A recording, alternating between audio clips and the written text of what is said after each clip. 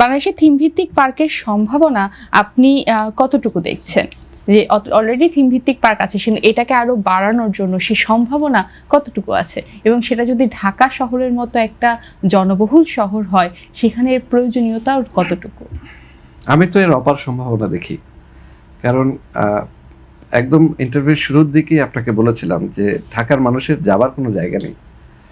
ঢাকায় যদি এই ধরনের বিশ্বমানের পার্ক করা যায়, আমি বিশ্বাস করি যে এটা সফলতা আসবেই। এবং আমাদের যে টগি ফান্ড ওয়ার্ল্ড অ্যাকচুয়ালি আমাদের একটা পাইলট প্রজেক্ট ছিল। আমি বলবো যে আমাদের যে ব্যবস্থাপনা কর্তৃপক্ষ আছে ওনাদের এটা একটা পাইলট প্রজেক্ট ছিল। আমাদের যে স্বপ্নপুরুষ, আমাদের যে পথ প্রদর্শক, আমাদের চেয়ারম্যান জনাব আহমেদ আকবর সোবহান, উনি যখন এটা প্রথম স্থাপনা করলেন, উনি বললেন যে আমি দেখতে চাই এটা কেমন সাড়া পড়ে, কারণ মানুষজন এটা কিভাবে গ্রহণ করে। পদ্মা সেতু, মেট্রো রেল এবং এলিভেটেড এক্সপ্রেসওয়ে নির্মাণের গর্বিত অংশীদার বসুন্ধরা সিমেন্ট।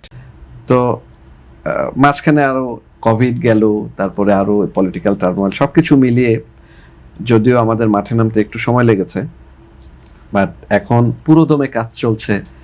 একটা 47 বিঘা একটা জায়গার উপরে ঢাকায় 300 ফিট রোডের পাশে একটা ওয়াটার পার্ক, এবং আরও একটা 52 বিঘা জায়গার উপরে চলছে একটা অ্যামিউজমেন্ট পার্ক। তো এত বড় বড় দুটো প্রজেক্টের সিদ্ধান্ত নিশ্চয়ই আমি বলবো আমাদের কর্তৃপক্ষ এমনিতেই তো নেননি। এটার অপার সম্ভাবনা আছে বলেই ওনারা, যেহেতু দূরদর্শী, ওনারা আমাদের থেকে দূরে দেখতে পান, ওনারা ভালো বোঝেন, তো ওনারা এই সিদ্ধান্ত যেহেতু নিয়েছেন, আমি বলবো যে এটার অপার সম্ভাবনা আছে।